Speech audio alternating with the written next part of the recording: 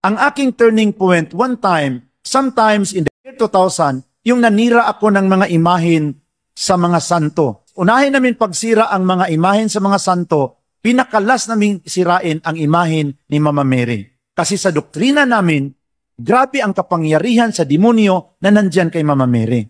Yung nakatitig na ako kay Mama Mary, nakahawak sa martilyo, I heard a voice na nagsabi, "Why you hate the image of my mother?"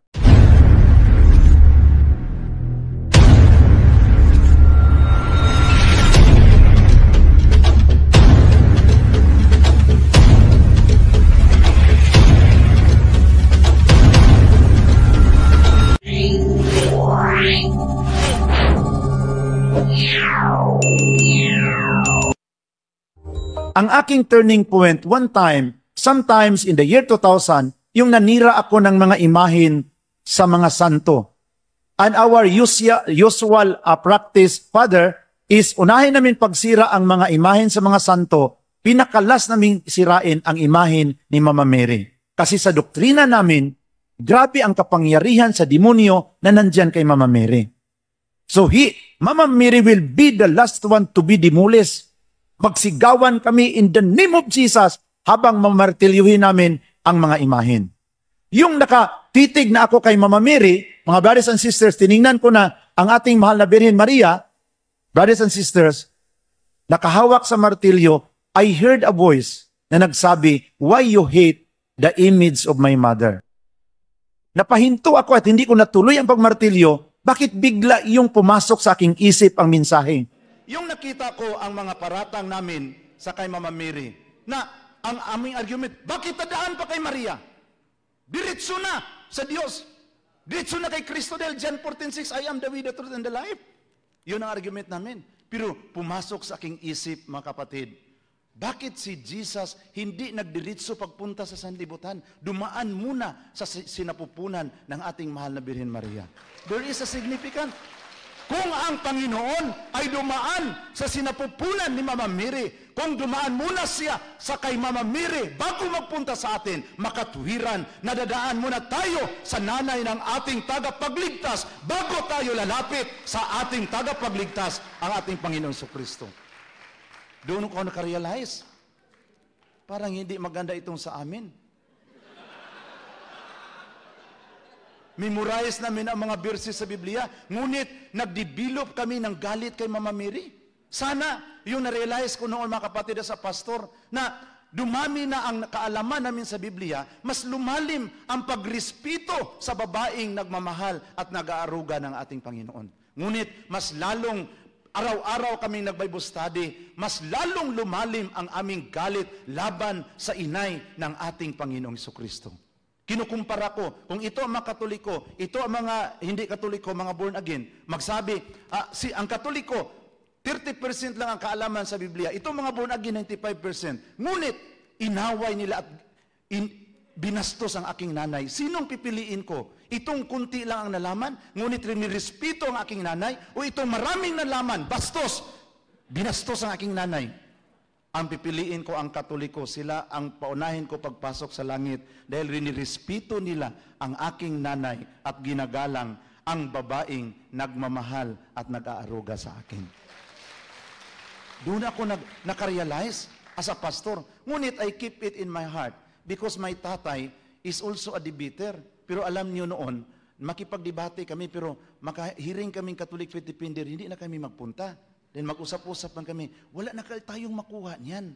Catholic Faith Defender na yan. Wasting money and time yun. Pabayaan na yan. Dito tayo sa mga bata na Katoliko. Dahil ang mga bata na Katoliko, kunti pa ang nalaman, madali pang makonvert. Pero itong mga Catholic Faith Defender, isang buwan, marami na nalaman, hindi pa makonvert, naubos ang oras sa kapira mo, pabayaan mo na yun sila dyan. Dito tayo sa mga estudyante. That's why estudyante ang focus namin. Ngunit mga kapatid, nakita ko na ang role ni Mama Mary, the Mother of God, bakit Diyos? Doon ko nakarealize. Yung tinanong ako ni Father Domingo topic sa Pardo, paano mo yan naiintindihan? Na siya ay nanay ng Diyos dahil ang lumabas sa kanyang sinapupunan Diyos. Ang pinanganak niya Diyos, Emmanuel. Kung ang lumabas sa kanyang sinapupunan, nagiging kapitan, inay siya ng kapitan. Ang lumabas ng kanyang sinapupunan, Diyos, inay ng Diyos. Amen? Now, yung nakita ko yan, sa aking pagmuni-muni, nakita ko ay discovered in the Bible, biblically speaking, na Mama Mary has participated in the plan of salvation. Sa amin, wala. Si Mama Mary, wala. Walang kwenta, walang halaga. Yung tiningnan ko ang nakasulat sa Biblia, na he was informed, and the angel Gabriel in Luke chapter 1 verse 26 greeted Mama Mary, "Hail favored one, the Lord is with you." And Mary was greatly troubled at what was heard and pondered what sort of greetings this might be. But the angel said to him, "Do not be afraid, Mary, for you have found favor with God. Behold, you will conceive and bear a son, and he shall be named Jesus, and the Lord God will give him the throne of David his father, and his kingdom there will be no end." Doon ko nakita na si Mama Mary pala ay ang kaniyang role napakalaki sa Biblia. Pero kaming mga pastor, we skip always Luke chapter 1. Doon ko na-discover na ang ganda sa simbahang Katoliko, hindi lang may Diyos Ama na nagmamahal sa atin, mayroon pa ring nanay na nagmamahal sa atin in the person of the Blessed Virgin Mary. Kami walang nanay. Hinahanap pa namin ang nanay namin. Tinitiwalag na namin ang ibang nanay. Tinitiwalag na. Hinahanap pa namin ang aming nanay. Hanggang ngayon, hindi pa namin nakita. Dahil sa simbahan, hindi pwede walang nanay. And I realized, in my prayer, before accepting the baptism of the Catholic Church, na ang unang inay na si Eve, abandoned her responsibility as a mother of all the living. Ngunit, ibinigay ng Panginoon si Mama Mary na magiging nanay sa ating lahat dahil hindi man natin maintindihan ang pag-ibig ng Diyos kung walang nanay na nag-aaruga sa atin. Amen? Kaming mga born again, walang nanay, walang mama. Doon na lang kami sa auntie na lang kami lumapit dahil walang mama. Kumplito ang Katoliko, doon ko nakita. So, yung pagtingin ko sa encounter ni Elizabeth at sa kanyang Mama Mary, yung sabi ng Biblia, "And when Elizabeth heard Mama Mary's greetings, the infant in her womb leaped for joy, and Elizabeth was filled with the Holy Spirit." Elizabeth shouted, "Blessed you among women, and blessed is the fruit of thy womb. Why is it allowed to me that the mother of my Lord will visit me? Because when I hear the sound of your greetings, the infant in my womb leaped for joy. Blessed are you, Mary, who believed that what was spoken to you by the Lord would be fulfilled." And Mama Mary answered, "My soul glorifies the Lord, and my spirit rejoices in God my Savior, for He has mindful of me, the humble state of His servant. Behold, from now on, all generation will call me blessed." Kami mga protestante, mga born again, hindi kami tumawag na blessed si Mama Mary. Kami lang ang generation na tumanggi tatawag. Delikado kung saan kami galing, di ba? All generation will call me blessed. Ang generation ng born again, mga Baptist, hindi tumawag na blessed. Delikado, doon ko nakita, delikado kami. And another analysis na aking nakita, the first mother encountered the devil, and the first mother was defeated by the power of the devil because she listened to the words of the devil. But the second mother will accept the challenge. In that second challenge, the Almighty God assured us that the second mother will defeat the dragon. According to Genesis chapter 3 verse 15, "I will put enmity between you and the woman, between your offspring and your offspring. You will strike at his head, but he will strike at your head." Yung nakita ko yun, mga kapatid. Bangayan si Mama Mary at saka si ang dragon, mag-away sila. Sabi ko, "Lord, saan kami papanig?"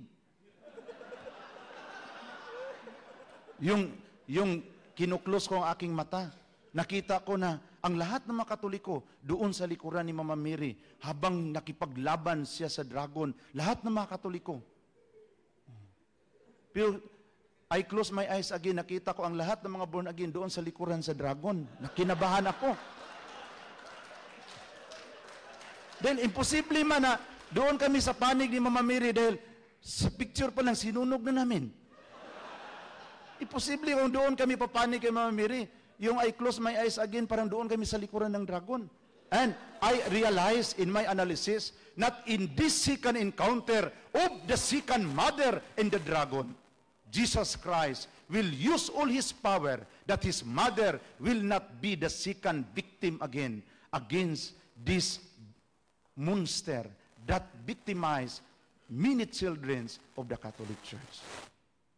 That's why tayong mga CFD, mga converted pastors, ako sa aking buhay, I spent more of my times na pupunta sa mga pinaka-lowest level para iliwanag sa kanila ang katotohanan, para maibalik sa simbahan na itinatag ng ating Panginoon. Walang iba kundi ang simbahang Katoliko. Then, alam niyo, brothers and sisters, yung nakita ko yan, nawala yung galit ko sa mga pari. Noon, grabing galit ko sa mga pari. Dahil sabi man ng lulo namin, yung pari, bulaang propita yun. So, grabing galit ko sa mga pari. Ngunit yung nabasa ko ang Malakay chapter 2 verse 7, for the priest lives preserved knowledge. People should go to them and ask my will because they are the messenger of the Almighty God. Ang tungkulin sa mga kaparian, ang pagtuturo sa tamang kaalaman sa Diyos. Ang mga tao ay kailangang doon lalapit sa kanila dahil sila ang sugo sa makapangyarihang Diyos. Sinong sugo na tinutukoy? Hindi si Brother Felix Manalo, kundi ang kaparian. Amen? Marami ring mga Katoliko na mislead, na naniwala na si Manalo ay isang anghel na lumilipad galing sa silangan. Pero kung tingnan natin, totoo bang anghel? Anong katangian sa anghel? May pakpak. Siya mayroon bang pakpak? Siya ang pinakaunang anghel na naglakad lang hanggang ngayon, hindi nakalipad. Kasi yun ang harapin natin ng mga bulaang propeta. Amen? Dahil naglakad lang eh. Ang anghel na yan, maraming na mislead. Ito ang responsibilidad natin. And by the grace of God, yung nakita ko ang lahat, kahit na founder ako sa isang born again group, may pira na ako, madali man lang maghanap ng pira kung mayroon kayong relihiyon na natayo. Dahil ang mga American, madali mag-trust, no? Maniwala, basta mayroon kayong legal identity. So, may pira na sana. Yung mga kasama ko, yung pastor, mga classmate, may mga sasakyan na, may mga school na natayo. Ngunit ako ngayon, dahil ako lang ang nagiging Katoliko sa aming mga classmate, naglakad pa rin, pero walang problema sa akin. Ang importante, naririto na sa loob, sa simbahang itinatag ng ating Panginoon. At kami mga converted pastor, ay palaging tumitingin sa inyo mga apologies. Na habang ako ay nanalangin sa Panginoon, praying for you always, na kayo ay protektahan ng Panginoon. Bakit? Galit si Satanas sa inyo. Maraming Katoliko hindi natuloy pagka-born again dahil sa inyo eh. That's why kayo, hinahabol kayo dahil sa mga apologetic seminar ninyo. So ngayon, hinahabol kayo ni Satanas, anong gawin? Alam na natin kung anong gawin ni Satanas. Kung kami naman ng mga pastor noon, mayroon kaming quorum, saan ang nagkagulo ngayon na parokya? Saan ngayon ang kapilya nagkagulo? Saan yung pari na isyo? Doon kami kaagad papasok. That's why sa atin ngayon, sa ating mga tagapagtanggol, tagapagdipinsan simbahang Katoliko, mamahalin natin ang ating mga kasamang tagapagtanggol. Kahit na hindi sila tulad sa pag-iisip natin, ang importante na natili sila sa simbahang itinatag ng ating Panginoon. Amen? Kahit na, tulad sa akin, mayroong isang pastor mag-convert, hindi kami magka-agree sa isang point. Hindi ko na siya pupuntahan para lang mag-away kami dalawa. Pastor, ipagpatuloy mo lang yung pag-akay sa iba pang mga pastor. Dahil hindi man tayo magkaintindi, dahil kayo, Baptist, ako, Presbyterian, kayo, born again, ako, evangelical, iba-iba ang mga background. Ang importante, dito tayo nanatili sa simbahang itinatag ng ating Panginoon. Amen? Ipanalangin natin. Sabi nga ni Jose, yung umuwi na ang kanyang mga kapatid sa Kanaan, yung uwi na sila, yung biglang sinabi ni Joseph, ako si Joseph! So, nag-blim-blim na sila. Kayo nga bininta natin sa Egypt. Pero sabi ni Joseph, do not be afraid. Do not blame yourself. You have plotted evil against me, but God turned it into good in order to save many people's life. Kahit na nagplano kayo ng hindi maganda sa akin, do not blame yourself. Huwag niyong sisihin ang inyong mga sarili. Kahit na nagawa ninyo ito sa akin, dahil itong mga masamang pangyayari ay the Lord is turning it into good in order to save many people's life. Maraming mga problema.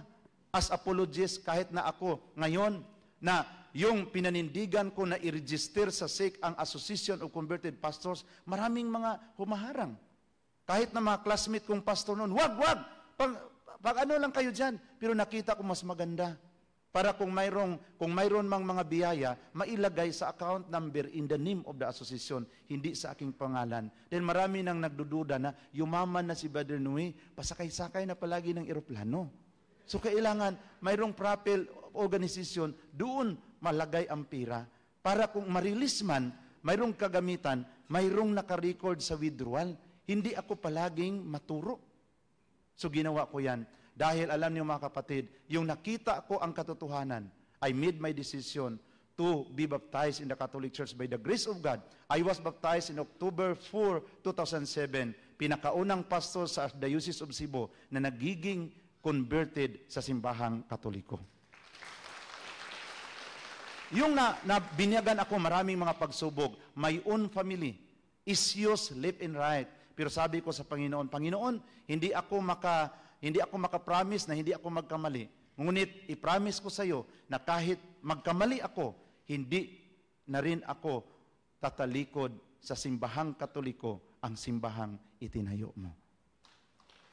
Binigay sa Panginoon ang kaloob na makapunta ako sa Hulilan. Nakapunta ako sa Hulilan. Nakita ko doon na mismo sa bahay ni Mama Mary ni Jesus sa Nazaret, Katolikong simbahan ang nakatayo. Pagpunta ko sa bahay ni San Pedro sa Capernaum, Katolikong simbahan. Sabi ng aking makasamang pastor, hindi, the church is the assembly of the believer. Mali yun dyan, hindi building. Sabi ko, anong ibig mong sabihin? Yung simbahan mo na hindi nakatayo dito, yun ang i-recommend mo? So, hindi, the church is not a building. But the church build a building kung saan sila magtitipon-tipon. Sabi nga ng lulo ko, hindi Katoliko! Mali ang Katoliko! Pagpunta ko, nabrinuwas ako sa aking lulo. Pagpunta ko doon, Katoliko pala. Sa bahay ni Peter, sa bahay ni Mama Mary sa Nazaret. Sabi ko, Lord, patawarin mo ang lulo ko. Dahil hindi man siya nakapunta sa Hulilan. Hindi nga nakapunta ng Boracay, sa Hulilan pa ba? So of course, mga kapatid, yung pag-uwi ko sa Pilipinas, dala-dala ko ang mga picture doon sa bahay ni St. Peter, sa bahay ni Mama Mary, ang aking tatay. Hindi ako maniwala na si Maria, inay ng Diyos. Sabi ko, tay, pag ipagpatuloy mo yung pagsunog sa mga larawan ni Mama Mary, tay, ang masaktan si Jesus. Wala yun sa Biblia. Siya, of course naman. Hindi man yung kailangan ilagay sa Biblia yung panununog mo.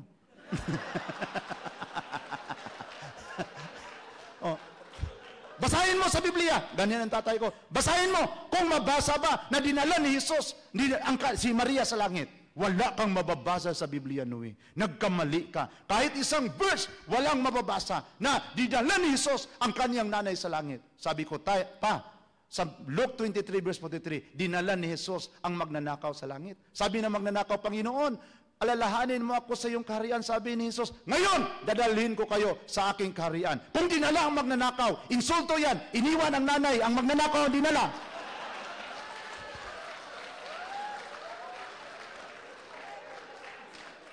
Imagine, Ang magnanakaw dinala, ang nanay iniwan. Kung si Jesus may capacity, if Jesus has the capacity to bring the thief into heaven, there is no reason that Jesus has no capacity to bring his mother into paradise. That is a great insult.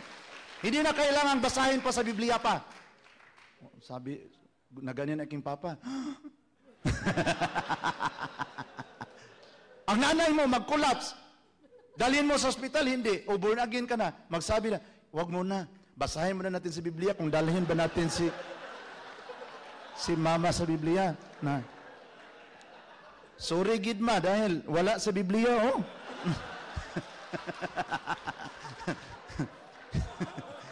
Kahit na wala sa Biblia, dalhin dahil it is a great insult.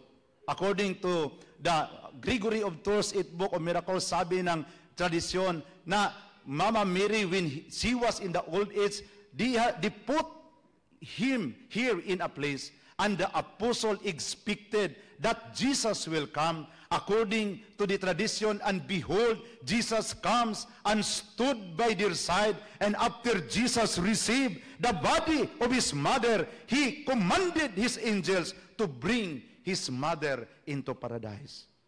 Yun ang nakasulat sa tradisyon. Hindi kami maniwala ang tradisyon. Walang tradisyon! Hindi tayo maniwala ang tradisyon.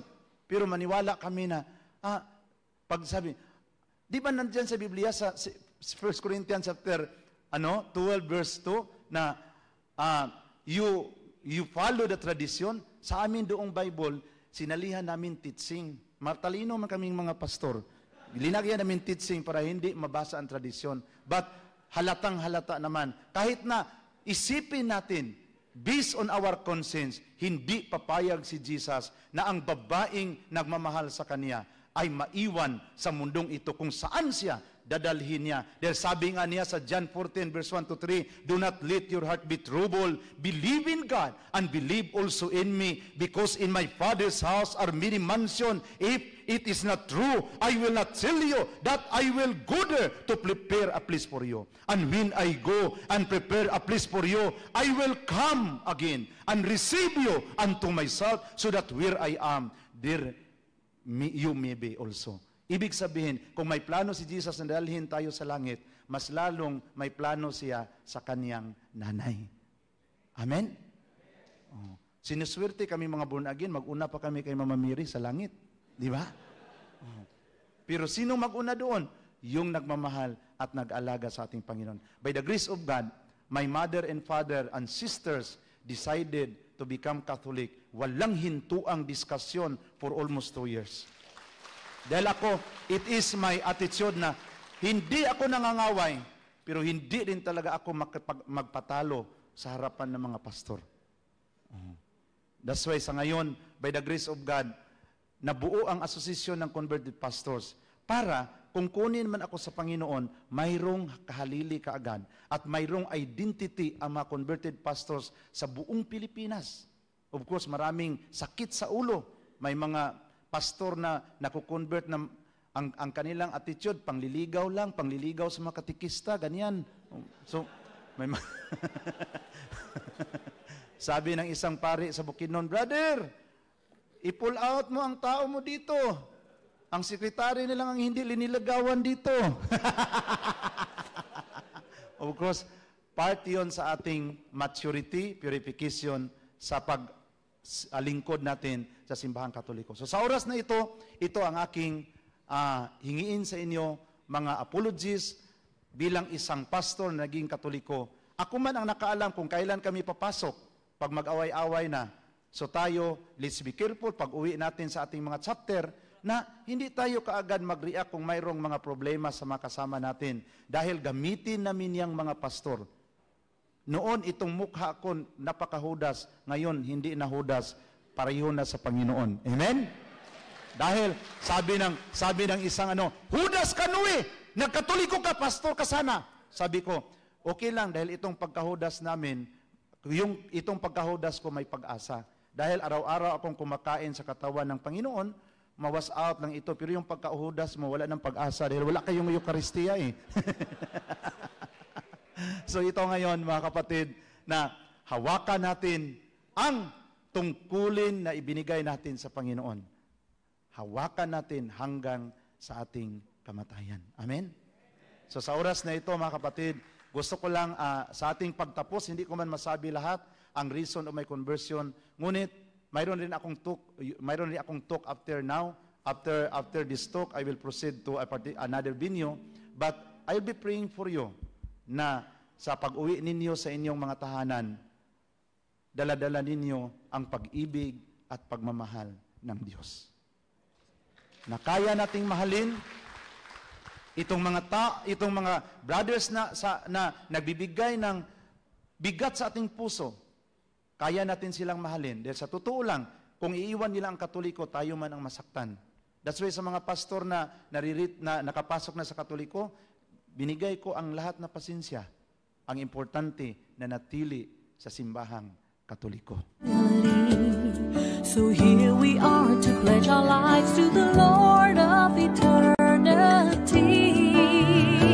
I am Catholic, I am alive, I am the gospel, I am the light. I am Catholic, I am alive, I am the leaven, the salt and